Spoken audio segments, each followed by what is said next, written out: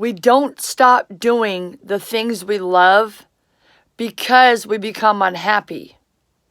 We become unhappy because we stop doing the things we love.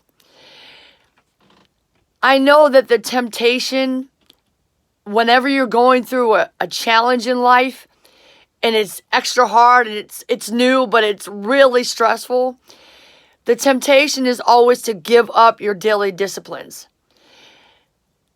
Right now, I'm going through a lot of stuff. Long story short, my RV was in danger of being taken away, and with all of my stuff in it, my musical equipment, everything. So for the first few days, I was still keeping up with my habits.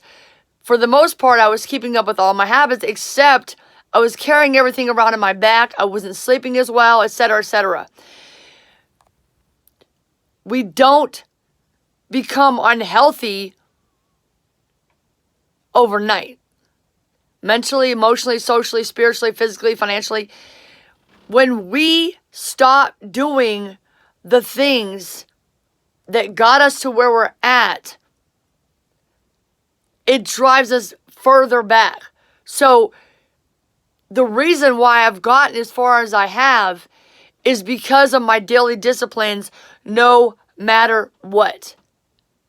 Whatever it takes, I'm going to eat healthy, I'm going to stay disciplined with my diet, and I'm going to work out every single morning without fail.